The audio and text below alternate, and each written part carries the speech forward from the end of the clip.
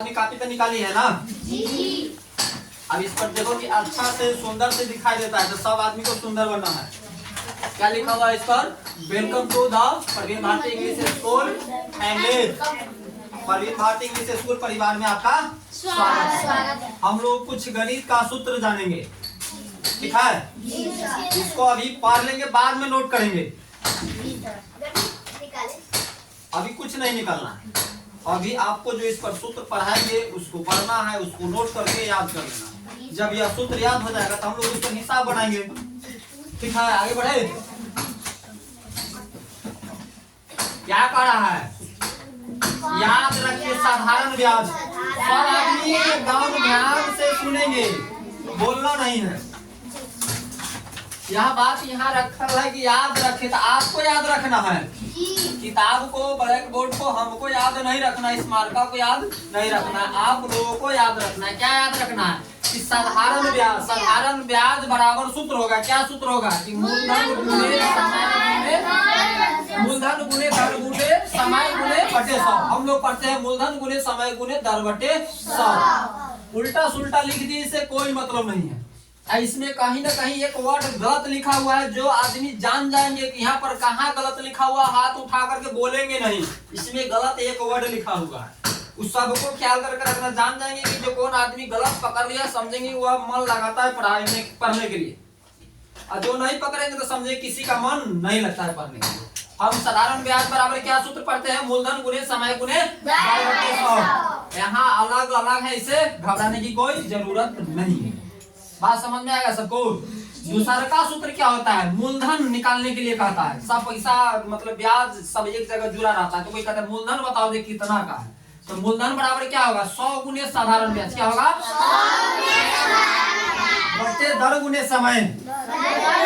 समय गुने दर, उसे कोई हड़बड़ाने का जरूरत नहीं है, ठीक है? इसके बाद कहता है दर निकालने के लिए, मतलब मूलधन और ब्याज एक जगह समय सब जोड़ करके रुपया लिखा रहता है मिश्रण, उसमें बोलता है कि दर बताओ कि कै प्रतिशत दर से हुआ है। तो उसका सूत्र क्या होता है? कि मूलधन गुने साधारण ब्याज। मूलधन गुने साधारण ब्याज जितना है वह ब्याज, अब बटे क्या होगा? 100 गुने साधारण ब्याज। क्या है? 100 गुने अब बटे मूलधन गुने समय। मूलधन गुने समय, और समय निकालने के लिए कहेगा तब 100 गुने साधारण ब्याज। 100 गुने साधारण ब्याज, मूलधन गुने। यही गलत था, यही सब लोग नहीं बताया है ना? हाथ नहीं बोले, हाथ उठाने के लिए बोले थे ना कि जो कौन पकड़ लिया वो हाथ पटाएंगे। यहाँ पर क्या होगा? दार, ठीक है? इसको यहाँ पर दार लिखेंगे, समझा? यहाँ पर क्या रहेगा? यही गलती की हुई है कि इसमें कितना आदमी पकड़ता है कि नहीं पकड़ता। एक बार हम लोग इसको हिंदी में जान गए हैं, सामने आपको अंग्रेजी में लिखा हुआ है। SI मतलब क्या? सिंपल इंटरेस्ट, है ना? सिंपल मतलब साधारण, इंटरेस्ट मतलब ब्याज। P मतलब होता है प्रिंसिपल अमाउंट, मतलब प्रिंसिपल अमाउंट हम लोग बोलते हैं मूलधन को। R मतलब क्या होता है? दर। R मींस दर, और T मींस समय। 100 उतना ही रहेगा, है ना? तो साधारण ब्याज सिंपल इंटरेस्ट, है ना? P into R into T by 100। यहाँ क्या है? Principal amount. मूलधन को हम लोग क्या बोलते हैं इसमें? इक्वल टू 100 गुने simple interest by R into T। Hindi English पढ़ेंगे, जो पढ़ेगा उसी से गलती हो। गलतियों पढ़ना है, एक बार गलती होगा, 2 बार गलती, बार बार गलती नहीं होगा। बार बार पढ़ेंगे तो सही होगा, आप कभी पढ़वे नहीं करेंगे जो गलती हो जाएगा तो कहियो ना सही होगा ना गलती होगा, है ना? आगे बढ़े। दर को हम लोग कौन चीज से इंगित करते हैं? R। 100 इंटू SI मतलब simple interest by P into T equal to ठीक है, आगे बढ़े। इतना सब आदमी को अभी नोट कर लेना है। मतलब क्या है यह? चाल, समय तथा दूरी। चाल समय हम लोग पढ़ते हैं, है ना? चाल बराबर क्या होगा? दूरी बटे समय। और समय बराबर दूरी बटे समय। सबको ख्याल होना चाहिए। मतलब मन लगा के देखो, इस पर नहीं ना कि आपको दिखाई नहीं दे रहा है। हमको तो लग रहा है कि बढ़िया से दिखाई दे रहा है। डिजिटल लिखा हुआ है। छोटा छोटा आंख पर भी जोर नहीं पड़ता, दिमाग पर भी जोर नहीं पड़ता। देखते हैं बस फटाफट हो जाता है ना? क्या बोले थे कि पटना में सुने थे कि डिजिटल बोर्ड है, लेकिन पटना को पानेपुर में पटना बना देंगे। तो पढ़ेंगे तब ना होशियार बने। कहीं नहीं, घर में बैठ करके भी दरोगा साहब और कलेक्टर साहब, मास्टर साहब बना जा सकता है, डॉक्टर साहब। ऑफलाइन और ऑनलाइन में ही होता है। ऑफलाइन में क्या हम रुक रुक करके चलते हैं, रुक रुक करके चलता है, और ऑनलाइन में देखते जाते, भागता जाता, दिमाग में समझ में नहीं आता। इसलिए ऑफलाइन महंगा होता है। हम लोग एकदम ख्याल रहेगा, इन दोनों में कोई अंतर नहीं है ना?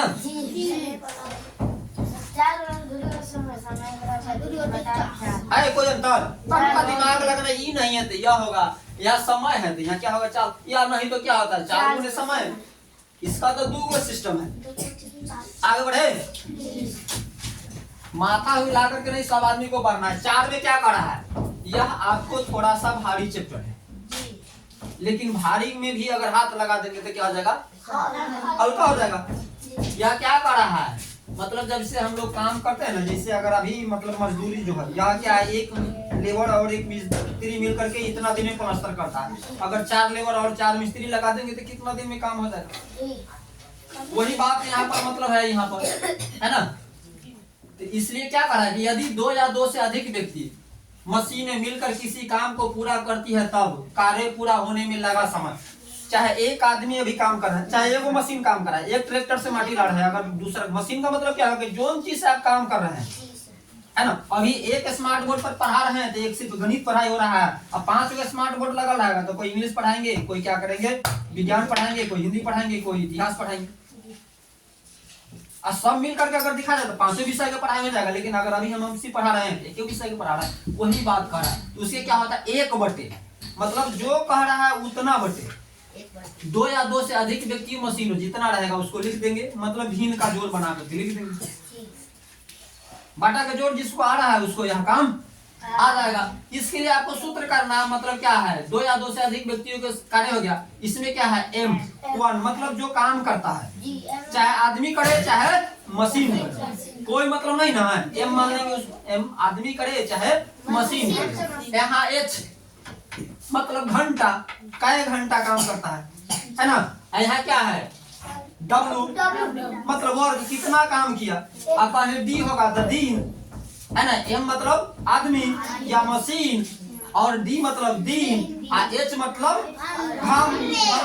घंटा, मतलब कै घंटा, 100 नहीं, कै घंटा, आवर्स। और W मतलब काम, वर्क। इतना ही ख्याल करके रखना है आपको आज के डेट में, इसको इतना ही समझना है। फिर विस्तृत से जब हम लोग हिसाब बनाएंगे तो फटाफट आगे बढ़ेंगे, ठीक है? आप देख लीजिए, इसको तो पढ़ना जरूरी रहता है ना? क्रय मूल, विक्रय मूल हम लोगों को पढ़ना जरूरी रहता है। क्रय मूल किसको बोलते हैं? कोई भी सामान को हम खरीदते हैं। बात समझ में सबको आ रहा है? कोई भी चीज अगर खरीदते हैं उसको क्या बोलते हैं? और किसी को बेच देते हैं, ओके ना? इंग्लिश में उसको बोलेंगे कॉस्ट प्राइस, सेलिंग प्राइस। जिससे खरीदेंगे उसको कॉस्ट प्राइस, और जिसको बेच देंगे सेलिंग प्राइस, ठीक है? यहाँ क्या है? क्रय मूल बराबर क्या होता है? विक्रय मूल बराबर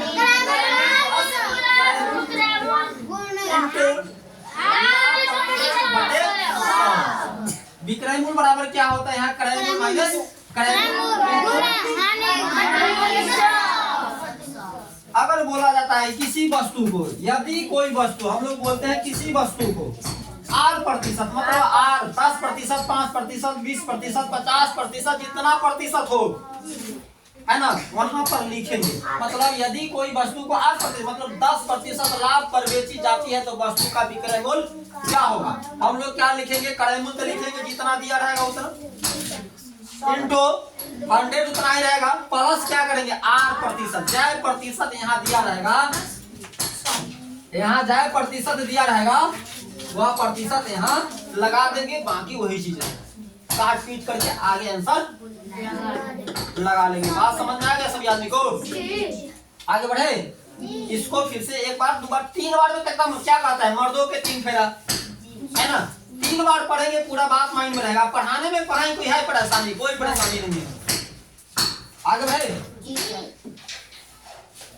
इसमें क्या कर रहा है, यदि कोई वस्तु 8% हानि पर बेची जाती है, वहाँ हम लाभ पर बेचते हैं, यहाँ हानि पर बेचता है। हानि पर बेचने के लिए क्या सूत्र होगा, क्रय मूल्य इंटू 100 माइनस 10 बटे 100, 8/100 के हम लोग 10/100, दोनों चीज बात माइंड में रहना चाहिए। आर लिखा हुआ है 10/100 है ना। यदि कोई वस्तु 8% लाभ पर बेची जाती है तो वस्तु का क्रय मूल्य क्या होगा, वहाँ विक्रय मूल्य निकालना था, यहाँ क्रय मूल्य होगा। तो यहाँ हम वहाँ क्रय मूल्य की जगह पर यहाँ क्या लगाते हैं, विक्रय मूल्य इंटू 100/100 प्लस आर मतलब 10 हो गया।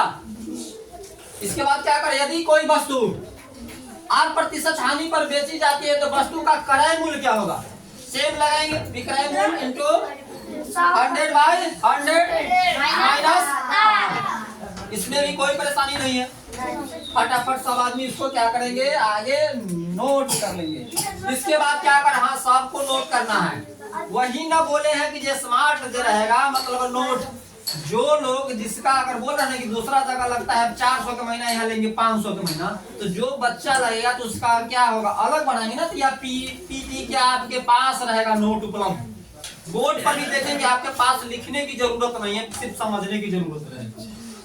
ठीक है, यहाँ क्या बोल रहे हैं, यदि 2 वस्तुओं में से प्रत्येक का विक्रय मूल्य समान है और उनमें से एक को 8% लाभ पर तथा दूसरे को 8% हानि पर बेचा जाता है, ऐसी स्थिति में सदैव हानि होती है। अरे देख रहा है कि एगो क्या कर रहा है, 2 वस्तु है, मान के चलो एक पेन है और एक बक्स, दोनों के बेचने पर, एक को बेचने पर कितना कुछ प्रतिशत का लाभ हो जाता है, एक के बेचने पर कुछ प्रतिशत की हानि हो जाता है। इस अवस्था में क्या होता है कि हमेशा हानि होता है। इसके लिए सूत्र क्या रहेगा, R² बटे 100 इंटू जितना प्रतिशत रहेगा उतना प्रतिशत लगा देंगे, हो गया। आगे बढ़े जी। कभी देखते हैं कि अभी आप लोग टाउन गए हैं चाहे नहीं गए हैं, तो जगह आइए में इस तरह के भी बात रहता है कि छूट प्रतिशत वाला है ना, क्या रहता है छूट प्रतिशत, मतलब यह सामान 10 रुपया का है, उस पर मतलब क्या है 2 रुपये की छूट दिया जाता है। तो हम लोग क्या करेंगे, छूट प्रतिशत बराबर क्या लगाएंगे, छूट बटे अंकित मूल्य इंटू 100, अब विक्रय मूल्य बराबर